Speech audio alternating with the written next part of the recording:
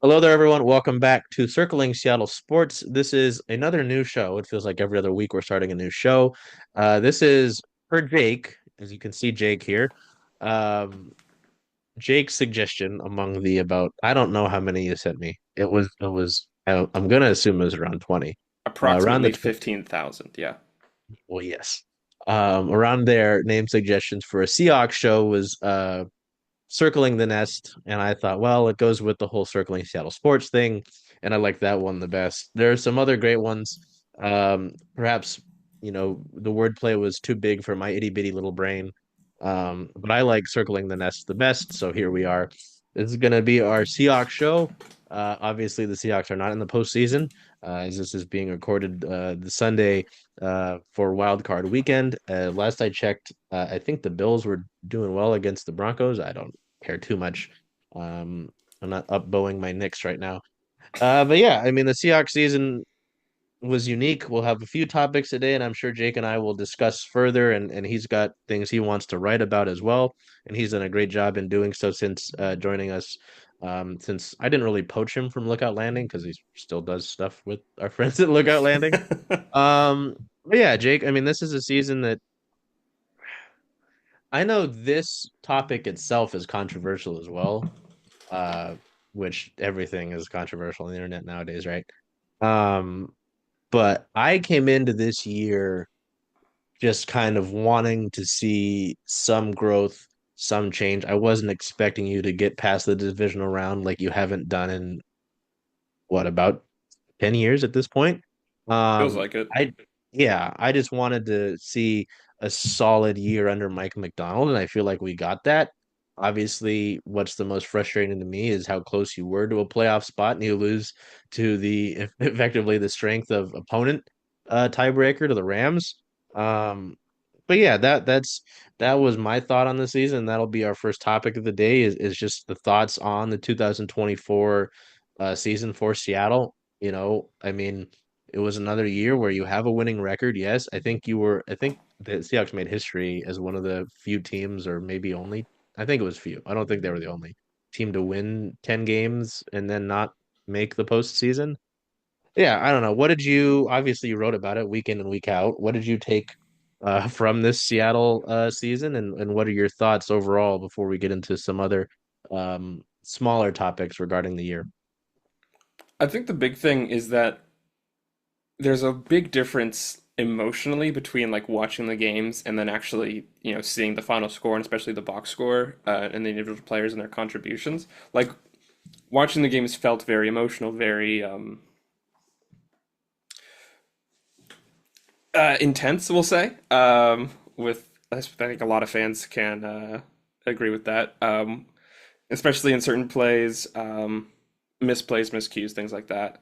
But then you go to the box score, and you know, uh, for all the criticism that Geno Smith has gotten this year, almost every game he's out there putting up like a 93, 97 passer rating. So it's like, well, the metrics show that he's, fine, actually, above average. But emotionally, it feels very bad. And I think that kind of was a continuing theme like of the year, to the point where yeah, it's a 10-win team,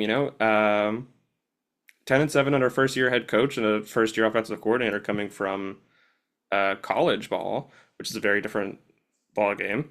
um, that's not disappointing. I mean, it's disappointing, right? Because you want to make the postseason, especially when you win 10 games and you have that kind of really tough middle stretch. But it's not, I think it's above expectations, really. Um, at least the most reasonable ones. Um, I think this season saw the new kind of system of the new head coach really uh, that it can work, and that if a couple things break the Seahawks' way in just a couple games, I think this could have been a playoff team. Maybe not a team that was going to make a deep run, but certainly a team that was going to be there. In January. Yeah, and it's funny you mention, kind of the luck factor because I think one of the various Seahawks beat writers that I follow think it was Bob Condota with the Seattle Times quote tweeted there was I don't know how I'm not super big into knowledge for the deeper analytics, right? But there was someone was able to put together some numbers about essentially luck and the ball bouncing your way. And Seattle, I think, was like second to last or last. They were one of the two in the NFL this year in that regard. Only I think the team that was either last or the second to last was the Packers, which fascinating enough. Yeah. Also, another team that did well, but they were obviously in a crowded NFC North. Um, yeah, no, I mean, yeah, I think we've encapsulated it well what the feelings around this season were.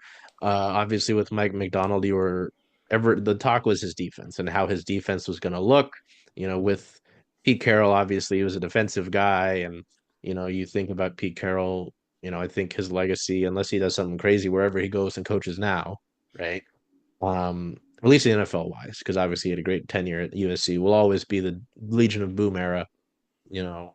Um, and so, excuse me, um, to see some of the ways that this defense, and you wrote about it, like as the editor, I would see it.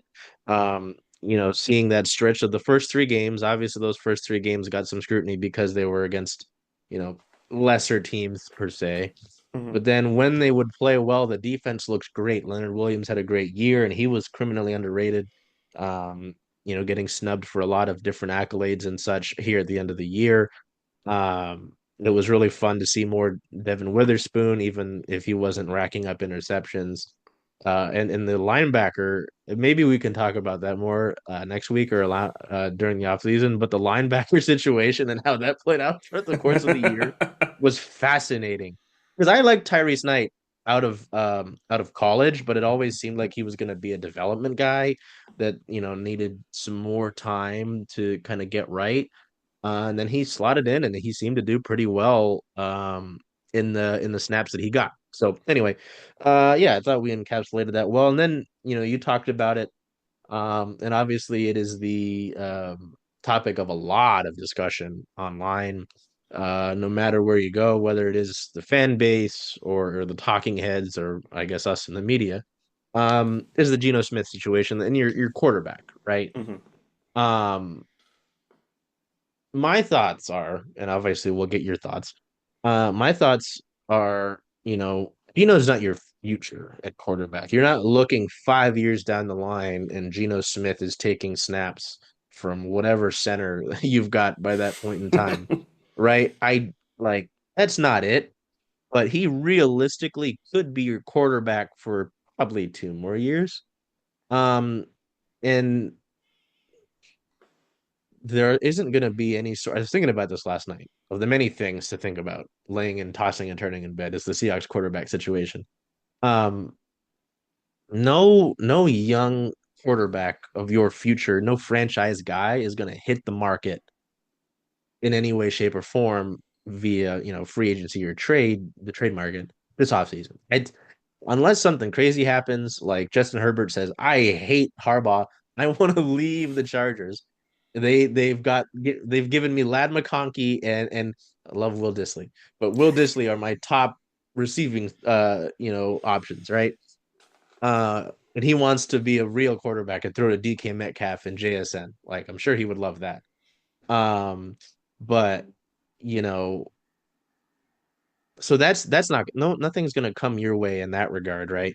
Hmm. Um, and even the quarterback class this year, like I I'm not the biggest college football guy outside of Washington. I don't pay too much attention, but even then I know this quarterback class isn't super stacked. I know you're not gonna get a Shadur Sanders, you're not picking that high, and I've even seen grades where scouts don't have him that high, Yeah. right? So you're not going to draft somebody super high. You might take a guy in the mid to later rounds, which I don't doubt they do, right? I know listening to some of the broadcasts, they brought up how Seattle was a team that even with Russell Wilson here, they were looking at Patrick Mahomes in the draft and scouting him extensively. So, um, how I view Gino is that he is essentially he should be your bridge, and he is the best option that you have right now to Yeah. compete in the time, like current time being. Um, that's how I view it. Like, obviously, the interceptions are great. I wouldn't give him 100% fault on every interception, but there were some decisions where, and again, you wrote about it, so I'm sure you can expand on it. But, just forcing it, uh, could have lived to fight another down, that sort of thing. Hmm. Um, I don't think there is a better option out there for you. How the contract situation plays out, I don't know because I know he wants an extension, right? And I don't know if he'd settle for like a 2 year, a bump, and I'm sure that would kind of help their cap situation currently to get an extension done. That's a whole other discussion, but at least with the current situation, I am more than happy with Geno Smith as your quarterback currently. Absolutely, yeah. So I don't, yeah, I yapped a lot there, but I want to hear your thoughts as well. I mean, I basically agree, especially with the comment about trying to force things, trying to make something out of nothing. That happened a lot, and I think that's really responsible for most of the interceptions. But especially during that like tough losing streak in the middle of the season, like it wasn't Geno's fault, right? I mean, we can. I brought up the passer rating earlier, and like maybe this Geno Smith season kind of is evidence against like the usefulness of passer rating because he was getting so many opportunities to pass because this offense was unwilling or incapable or some combination of the two of running the ball. Um, so Geno was out there throwing 30, 40 times a game, um, and picking up so many yards. But like during that rough losing streak, he wasn't really the problem. He was trying to make something out of nothing because he was being given nothing. I mean, like was it 4 or 5 botched snaps in 2 games? Especially in the red zone, like that can't happen. Like, and some of those were, you know, maybe more catchable than others, but they were still problems, right? That didn't start with Gino, and I think he gets a lot of blame because he's the quarterback, he's the leader, he's the marquee guy. Everyone, he touches the ball on every snap, right? Um, but really, I think Gino's not your problem, and I think yeah, you want him for 2 more years to try to you know win the West, and I think Gino's definitely capable of doing that. I think this is a team that's capable of doing it. Like I said earlier, you had 2 1-score games that if you get lucky on one play in those games, you win, and one of them was against the Rams um, in overtime. And really, like, yeah, I think you want Gino for a couple more years. I think you find someone in the draft. Probably, yeah, next class. Not really this one. I don't know too much about some of the other quarterbacks. Kind of like you, but different. I mostly watch UT specifically, and having done that, I don't think I want to watch 5 more years of Quinn Ewers ball. I love Quinn Ewers. He's fun. He's a fun guy to watch, but I will tear my hair out. I'll go bald by the time I'm 30. I not to mention the B word or anything, but Wow. wow, yeah. Um, but I do think you want I think you give him that extension. Um, if anything, just because that he does have those leadership qualities that Mm. you really want from a kind of interim quarterback. If you've decided, if you're the front office, that you've decided that Gino is an interim quarterback and not someone that you want to go deep with in the next 2 years, win now. Um, you want those leadership qualities to craft your next generation of players, and I think that's what Mike McDonald, as a new head coach, um, especially needs is like some kind of continuity from Yeah. the Carroll regime as he's building up his new team. I think that's a big part of it is the continuity, right? I mean, and the same that goes into our sort of next topic is the biggest issues with the season. What factors really played into why Seattle isn't playing this weekend and we're not, kind of obviously it would have depended on seating, but watching the games, right? Mhm. Um, just going after different center and don't get me wrong, I was excited. I liked Oluwatimi coming out of Michigan. I thought maybe he could, get some looks, play well enough to get a starting role. I mean, he played as a starter. I think he finished the year as a starter. Hmm. But obviously he's not a highly touted guy, and he didn't really have extensive minutes starting. He didn't have that experience. And you go from Connor Williams, the shell of Connor Williams, who retired mid-season, On um, day 12 of a 14-day bye. which fascinating, right? What an experience that was, and what an experience the Seahawks offensive line was, right? Well, again, we'll talk about that with the sort of greater issues here, but I think that is a big thing is the continuity aspect, yeah, with Gino, and I really do. I think that they can compete for, obviously competing for a title is a difficult thing, but I think he gives them a great chance because again, if you look at it week in and week out, he was at the top of the passing yards list for a while there. You Hmm. know, I mean, and you talk about the leadership aspect. Obviously, this locker room, you know, feels great about him. They've rallied around the guy for the past few years. Obviously his story has been great, and he's a guy that they can relate to, all that sort of thing. It all plays a factor. Um, so yeah, I would take that as opposed to the alternative, which is the unknown of whatever the hell quarterback they would draft in the mid to late rounds, um Some or 21-year Sam old Howell. kid out of With somewhere. Yeah. Yeah, and as much as there are certain folks online who would want to go with Sam Howell, and as tough as it was that one time he came in for very brief work Hmm. with Gino out, like you can't judge the guy strictly on that, but he's, Well, he I attempted trust 14 Gino. passes. Oh, yeah, good. Sorry. Oh no, yeah, I was just gonna say I trust Gino to run the offense more, and the leadership aspect, and the familiarity aspect. It just makes all of the more sense to stick with him there. Yeah, absolutely. And as long as it's nothing too crazy, I don't see what the downsides of an extension are. Obviously, players want to be respected. They want to feel like they're valued with their the contract. So that'll be interesting to watch play out, and that's its own discussion.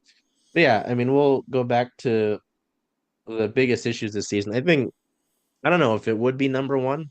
It probably would be. I bet if they did have, a better offensive line, they would win a couple more games, arguably. Hmm. Um, but yeah, offensive line struggles would be one of, if not the top for me. And um, I think my other thing would be, which kind of goes in hand with it, is the lack of the running game, right? Which you Yeah. talked about, because you become so one-dimensional. It's not like you don't have solid backs in Ken Walker and Zach Charbonnet. Hmm. Um, and it was fun to see Charbonnet kind of blossom a little bit towards the end of the year. I was a little bit like, I don't know, he seems like a fun, physical back, but I was kind of meh on him, and Yeah, he looked better at the end of the year. But you can only do so much when Ken Walker's getting hit in the hole like that, right? absolutely. Like, Yeah. And I mean, and he was down like, it felt like half the games. yeah. Uh, So those are my biggest things. I don't have too much issue with the defensive side of the ball. I mean, maybe you want oops, some consistency at your linebacker position, which I mean you had throughout the end of the year with Ernest Jones, with Tyrese Knight. Um, I'd like to see. Oh, that'll we'll talk about that at the end of the show. Um, and I don't know what they'll do to look. I'm sure they'll look to add, in the off season. But yeah, what were your biggest issues with the season? I think, I mean, the offensive line certainly is like the glaring one. It's the one that gets all the attention. And yeah, it does bleed over into the running game. But I think oh, we're gonna be controversial here. DK Metcalf, very mid this year. Mm. Couldn't hold on to a ball to save his life, especially in the it was the Detroit game, uh, Oh yeah, where he had a yeah. couple fumbles, that eventually led to scores. And I mean, that game was certainly, I think, the worst for the team. Absolutely destroyed. Like, let the defense let the actually, I'm not sure if that's true. They might have been. a defensive touchdown. Um, but yeah, the Lions put up 42 points, which, kind of can happen, right? If you're trying to win a ball game. And I mean, 2024 Jared Goff is a menace. It's certainly not like immoral or inexcusable to lose to him. But it was rough. In that game especially. I mean, and that's one of kind of what I was talking about earlier with the box score lies to you, kind of belies the real frustrations of watching the team, is the Seahawks scored a ton of garbage time points in that game. So like after the first half, it was over basically. Gino came out and like put up, gosh, hold on. Bu- bu- bu- bu- uh I'm pulling up this game. I gotta, because the box score is really funny about this one. Um, so after the first half, Seahawks are down 21-7, and then that quickly runs out to like 28-14 pretty early in the second Oh half, yeah.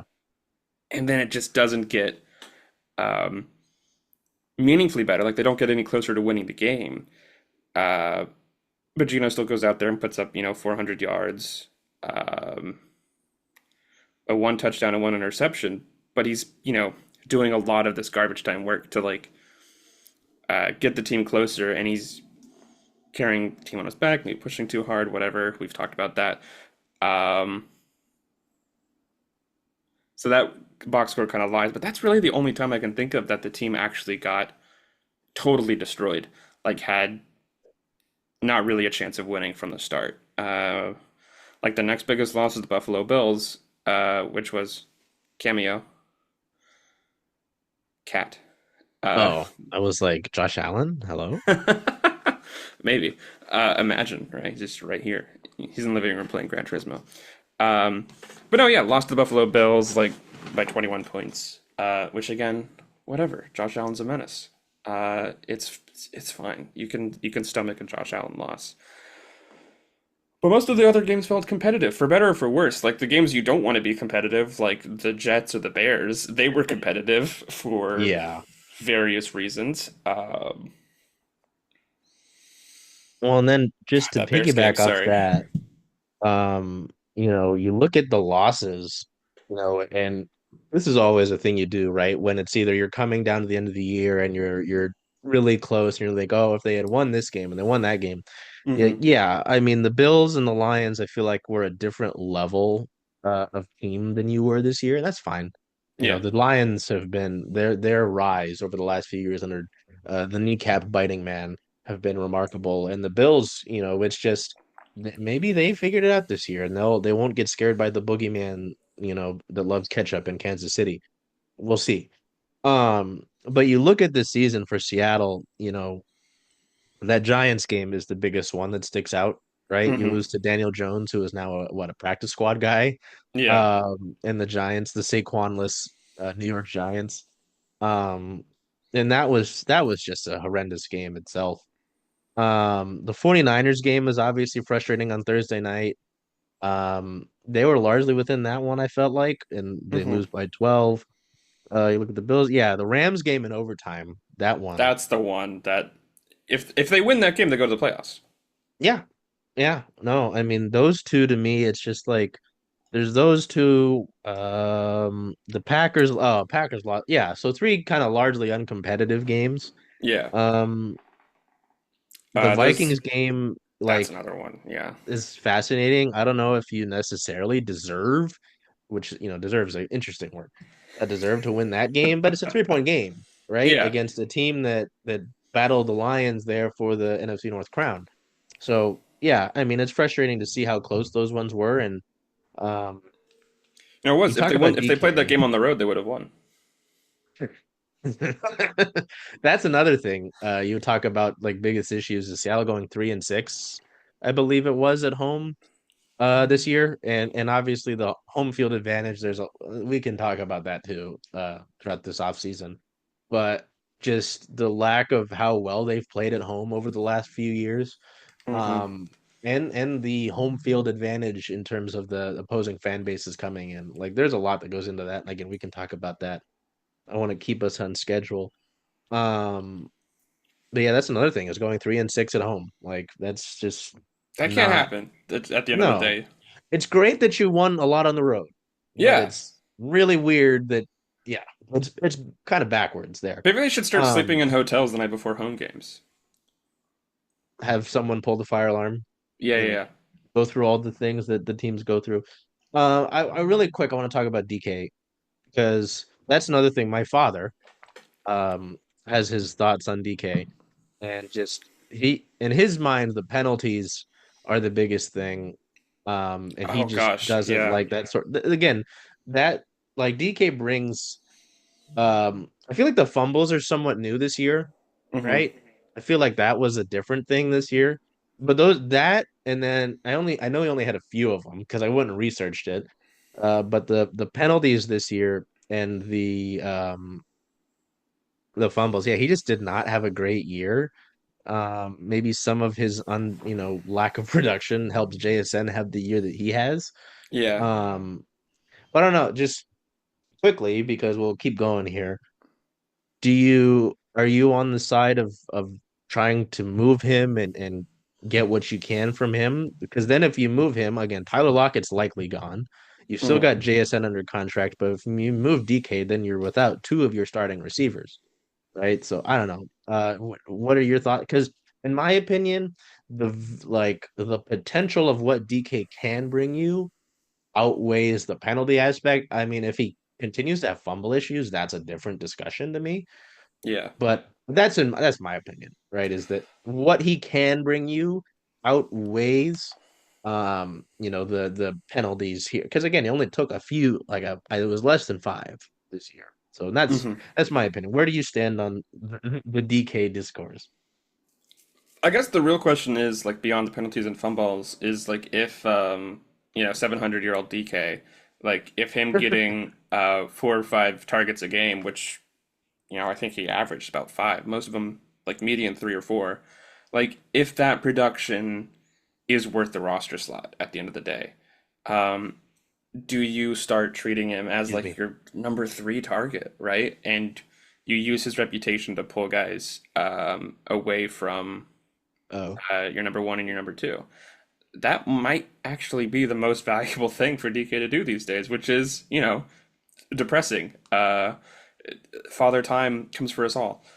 yeah. Um, I think I think he's worth keeping, like we said, for the continuity. I think if you're keeping Gino, you keep DK because like that connection exists. You don't want to split that up, and you want DK to be like a secondary voice for whatever Mm, Gino's saying in the locker room. Um, you kind of want DK there to back him up as a fellow, member of the old guard, right? yeah. Maybe this is total speculation. Maybe he's helped JSN come along and kind of break out this year by I don't know, the leadership stuff, right? Um, I think you keep him for at least another year, and I think you use him to help train up that next receiving core. Kind of in this transitional phase. It's not a rebuilding phase. This is a team that is built, but it's a team that's transitioning into a new version of itself, right? Like a caterpillar in a cocoon. We're in the cocoon right now, and we're hibernating for this winter. Um, and next year we will break the cocoon and become a beautiful butterfly. Oh, we're hatching out of an egg like birds, Seahawks, ospreys, circling the nest. See, gosh, oh man, Oh, if I was smarter, that would have been there from the start. But anyway, oh my God. Yeah. um, yeah, No, I mean, yeah, and that's the thing too is and this you're doing great at the transitions here. This kind of goes into the discussion about Ryan Grubb because, whenever it's not like the Seattle offense lacks playmakers, in the position groups. The offensive line is its own issue. Um, but they've got weapons hmm, certainly, and tight end maybe is their not maybe is certainly their weakest position in terms of talent. AJ Barner was fun. I didn't expect him to be the pass catcher he became down the year. yeah, From what I remember out of Michigan, he was purely like, well, and especially with Michigan's offense, not this current CF college football season, but the year before when they They won it all, unfortunately. He was a run block. He was a blocking guy. I Hmm. was like, oh, great, sure. We need another blocking tight end, with Seattle, and Noah Fant really hasn't been super big. Um, but my point is, offensive coordinators, when they've got that sort of talent, you either find ways to get them the ball in open space, you know, whether it is like the pop pass or the creative route concepts, that sort of thing, or just straight up handing them the ball Hmm. in some receivers aspects, or yeah, like you said, you play off of them. And I don't think they did too much of that with DK this year with Ryan Grubb. uh, and again, I mentioned the transition that brings us to Ryan Grubb. Do you agree with the decision to fire Grubb here, after just the one season? And what are your thoughts on the offensive coordinator or Chase, if that's anything that's on your radar? Because I know there's some names early that I think Seattle is looking at. Hmm. Um, my knee-jerk reaction as soon as I got the news, which was you just texting me, "Grub gone," uh, while I was like making lunch, was, "Oh no, that sucks." Because like I said, slightly better luck. This is a playoff team. I don't like dumping Grubb immediately after that kind of season. But of course, we don't know what went on behind closed doors, what conversations Grubb and McDonald had, if there was some kind of ultimatum or deal like, hey, this team needs to go to the playoffs, or you need to reach certain quotas, and other things like that.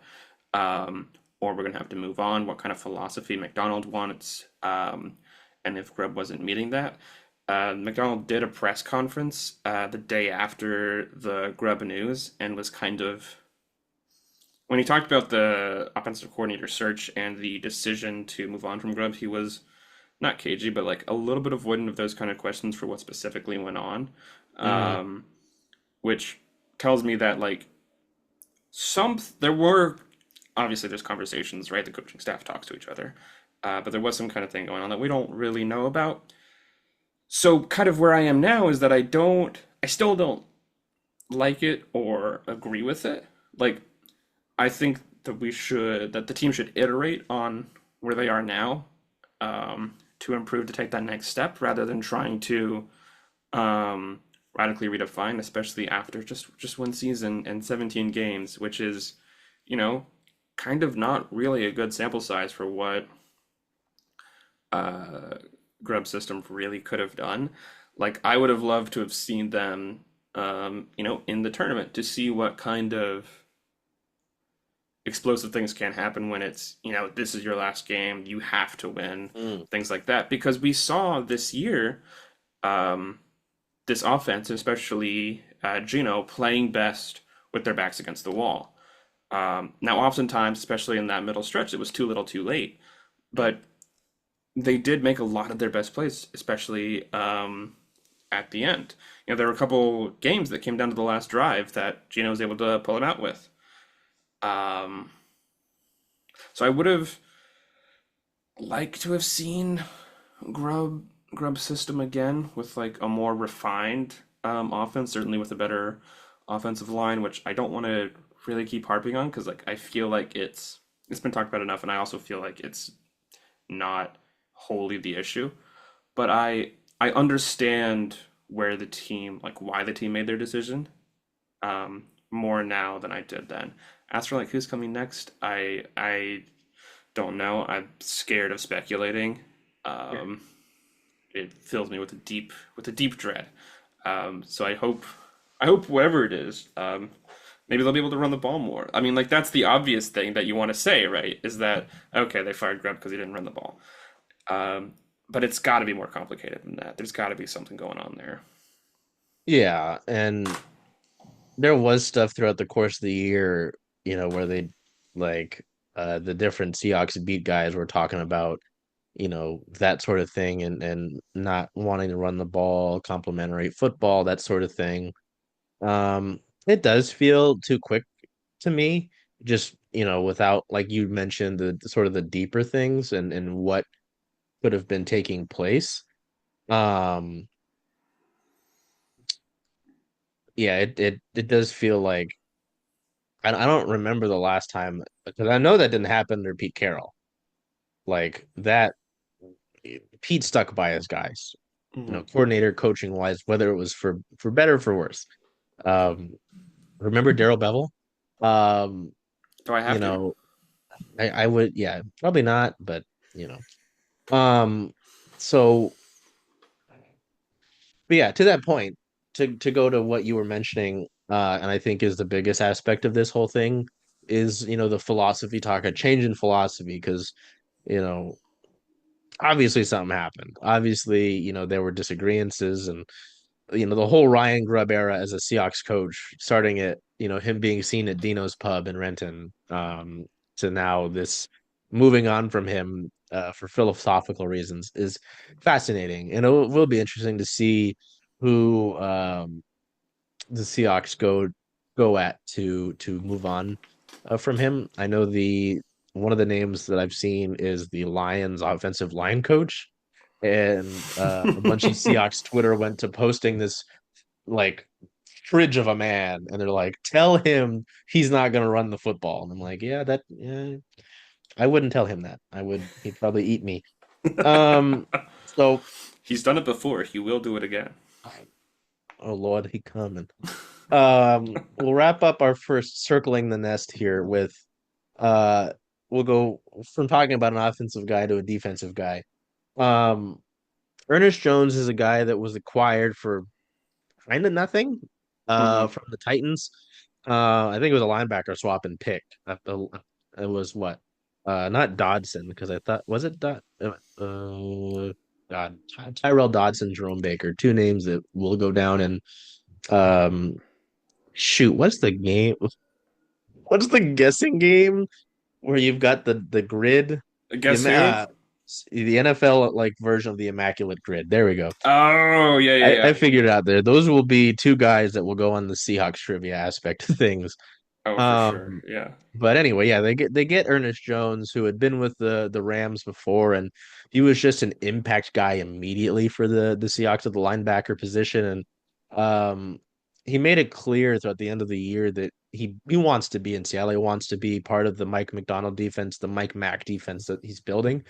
And there was some concern, I think, during the prep of the last week of the year, where there were reports that conversations had come to a halt. Um, and from what I had read, two aspects make me not worry about it. What I had read is that if he had signed the deal at this part of the season, there would have been something with his signing bonus where he would have gotten less or some. It wouldn't have been as beneficial for him to sign that deal then at the end of the year. And then the other thing is that in the presser, like right after that, he doubled down. He's like, "I want to be here. I'm Hmm. confident we will get a deal done." Yeah. What is your confidence level in bringing back Ernest Jones the fourth? Sorry, I didn't mention that he is the fourth iteration in his family. Sorry. Yes. Getting better every time. Um, I'm pretty confident. It seems like he wants to be here. Certainly he, made an impact right away. I think he really complements the defensive line, or complements the other members of the defensive line. I think the team's gonna want him, and certainly I think he's going to like what he said in the presser, like that he wants to be here, that he's letting his agent and the team work it out. I think it's pretty likely that he's going to want to stay in Seattle and not, have to move across the country again. Um, Especially, I think I read that he recently became a father, like earlier this year, or last year rather, earlier in 24. So I mean, that's gonna, incentivize you to kind of have some consistency for a little while. So I think I'm pretty confident they get the deal done. I mean, I'm not 100% confident because you never can be, especially with front offices making decisions. I mean, we don't have to talk. We don't want to talk about the Mariners here, but they exist and they make decisions sometimes. So I feel pretty confident, and second off, I want them to make that deal. I want Ernest Jones IV. on the roster for the 2025 season. Um, I'm pretty confident. How do you feel about I'm Mr. confident. I EJ4? mean, the facts that they were facts, fact singular, that they, were already talking about it, that they've said such great things about the guy publicly. I mean, when obviously there's more that goes into it, but when like teams market certain players that they know they can market and they feel confident marketing, right? Hmm. Like if you look at the Mariners, I don't have it, but like their magnet schedule last year had like Logan, JP, Julio, like guys that they have under contract and that they know will be here. They didn't have a guy, well, you notice Luis isn't on there. Hmm. Um, they didn't have they're they marketed him pretty well, is what I'm saying. Yeah. They have a bunch of Randy Arozarena bobbleheads this year. I imagine they'll keep him around this year. They don't do that if they're like, is he gonna be around? Right? Like just like any team marketing, you'll notice that, right? And they did that. Um, him saying he wants to be here outright on multiple occasions. If it was more of a, I don't know, we'll see, then I'd be concerned. But the fact that they already seem to be having those discussions and the kind of the obvious mutual interest said throughout pressers, um, those things give me confidence that a deal will get done. Hmm. Um, so yeah, like you said, it's never a guarantee. Maybe a team that would be an immediate contender says, "Hey man, we would love to have you. We really think you'd take us to the next level." And he's like, "Hey, I want to go win a Super Bowl here, and they'll give me even more money." Like I don't know, there are always those situations that can arise. So like you said, it's never a guarantee, but I feel pretty strongly about it. So um, that will wrap up our first episode of Circling the Nest. I had to look down because I had written it down. I almost forgot it. I almost said Squawk and the Hawk. Um, yeah, no, again, as we get into the off season, there are some things that there are roster decisions the team will make. There's an offensive coordinator position to fill. So there'll be plenty to talk about. And then the obvious storylines, the the offensive line is obviously one that's been beaten to death with a hammer in terms of topics to talk about. But the home field advantage, those things, sort of things, there's plenty to Hmm. talk about. So we'll have a Absolutely. lot of stuff to talk about. So until we see you next time, take care of yourselves, be well, and do whatever you can to make today a great day. Hey everybody, Charles Hamaker here from Circling Seattle Sports with Jen Barnes from Rough and Tumble. Jen. What is Rough and Tumble for Circling Seattle Sports? Your home. The home for Circling Seattle Sports. I like it. Let's do one more take, just a little bit.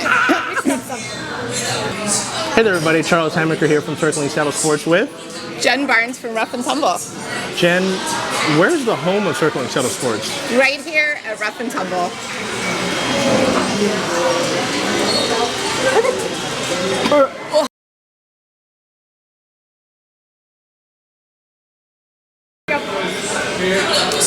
Hi, Charles Hamaker here from Circling Seattle Sports with Jen Barnes from Rough and Tumble.